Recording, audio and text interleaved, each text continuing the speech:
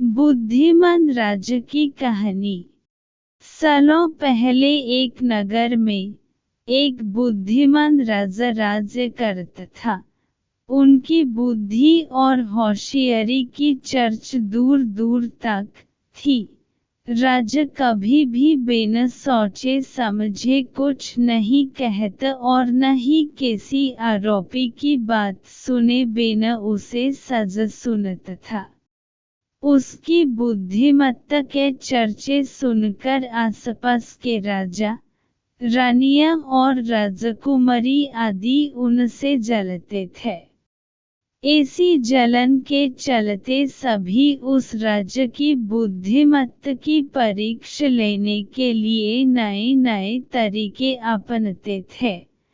हर बार राज्य दूसरे राज्य के शासकों द्वारा ली गई परीक्षा में खरा उतर कर खुद को होशियार और योग्य राजा साबित करता था।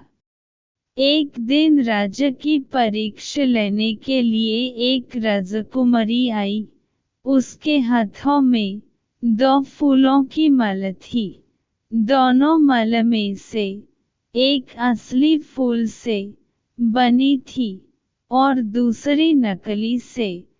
उन दोनों मालाओं को देखकर उनका यह भेद बिल्कुल पता नहीं चल पाता था। इसी वजह से राजकुमारी ने राजा के सामने दोनों मालाएं रखकर पूछा, हे राजन, अगर आप बुद्धिमान हैं तो बताइए कि इनमें से कौन सी माला असली है।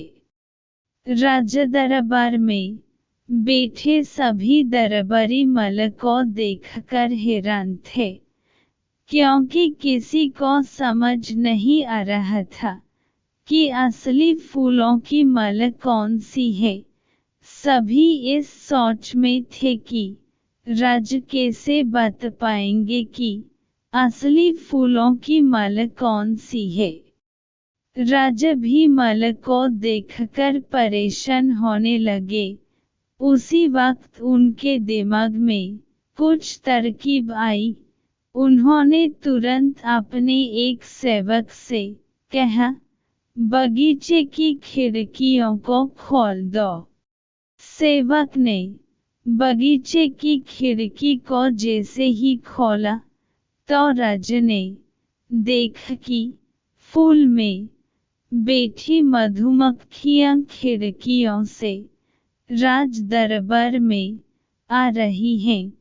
वो कुछ देर मधुमक्खियों को ही देखते रहे। जैसे ही एकाध मधुमक्खी एक फूल की माला में बैठी, वैसे ही राजा ने कहा कि अब मैं बता सकता हूँ कि असली माला कौन सी है। राजा ने तुरंत उस माला की तरफ इशारा किया जिस पर मधुमक्खी बैठ रखी थी। राजा की होशियारी देखकर दरबार में मौजूद सभी उनकी तारीफ करने लगे। सभी कहने लगे कि हर राज्य को आपके जैसे ही बुद्धिमान राजा की जरूरत है।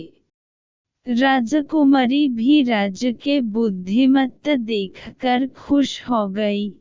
उसने भी बुद्धिमान राजा की तारीफ में कुछ शब्द कहे और वहां से अपने राज्य की ओर निकल पड़ी। कहानी से सीख, अगर व्यक्ति अपनी बुद्धि का इस्तेमाल करे तो वो हर प्रश्न का सही जवाब तलाश सकता है और हर मुसीबत के हल भी निकाल लेता है।